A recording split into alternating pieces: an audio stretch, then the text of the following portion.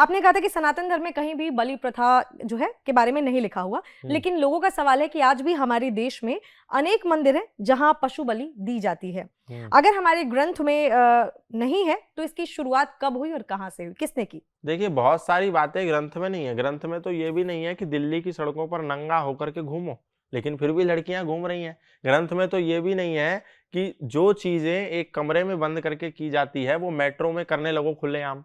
तो ग्रंथ में नहीं है फिर भी लोग कर रहे हैं, इसका दोष ग्रंथ का नहीं है। और लोग कर रहे हैं तो इसका मतलब ये भी नहीं है कि वो ग्रंथ में होगा ही। ये जो शुरुआत की जाती है इन सारी रूढ़िवादिताओं की, जैसे कोई व्यक्ति हुआ, उसने कहा कि मेरा मांस खाने का बहुत मन करता है, परंतु मैं तो सनातन धर्मी हूं, तो कैसे खाऊं? तो उसने एक तरकीब निकाली कि एक देवी रचते हैं या एक कोई देवता रचते हैं और ऐसा प्रचारित करते हैं कि इस देवता को मांस बहुत पसंद है। अब जब लोगों ने सुना कि अच्छा इस देवता को मांस पसंद है, तो हमारे समाज में बहुत सारे लोग होते हैं और आजकल तो अधिकतर लोग हैं वो किताब तो कोई खोल के देखता नहीं, कोई रामायण नहीं पढ़ता, कोई महाभारत नहीं पढ़ता, कोई गीता नहीं पढ़ता, कोई उपनिषद नहीं पढ़ता, कोई वेद तो बिल्कुल देखता ही नहीं।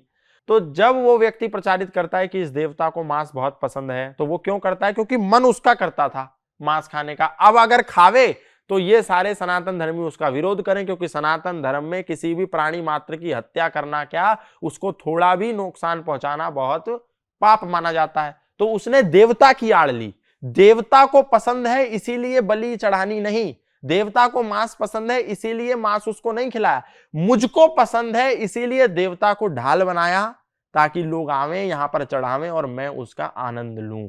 तो ये जो शुरुआत होती है ना, ये कुछ ऐसे पापियों के द्वारा होती है। सनातन धर्म में इसका कहीं विधान नहीं है, लेकिन लोगों ने इसको रूढ़िवादिता बना करके प्रारंभ कर दिया। ऐसे ही शराब चढ़ाने का, किसी को पसंद होगी शराब, उसने कहा क्या करूं, तो चलो देवता की आड़ ले लेता हूं और शराब इनको मिलेगी तो इनके बहाने से पीछे के रास्ते से मैं भी पी लूंगा पीछे बैठ करके, है ना? ऐसी यानी भैरव बाबा को जो शराब पिलाई जाती है, बिल्कुल बिल्कुल फ्रॉडबाजी है। और ये भगवान शिव को भांग खुद को पसंद थी, नाम शिव का लगा के उसको बदनाम कर दिया। अरे तुम्हें पीनी है तो चुपचाप पी लो ना पीछे बैठ के, तुम भगवान को क्यों बदनाम करते हो? लेकिन ऐसा कहा जाता है कि शिव पुराण में ये चीज लिखी हुई है कि जब उनका कुछ नहीं लिखी विष से हलाहल विष से उनका गला जलने लगा तो उनको भांग ही चाहिए थी, हलाहल विष के और कोई औषधि नहीं थी दुनिया में।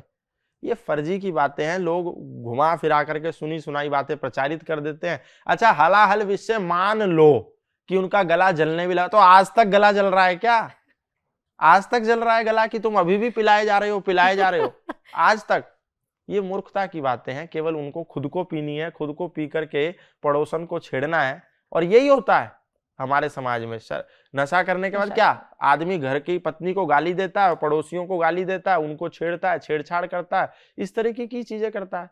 तो भगवान की आड़ तो मत लीजिए। कम से कम मैं तो लोगों से कहूंगा, आपको पीना है तो पीजिए, पाप का भागीदार पूरा बनिए ना।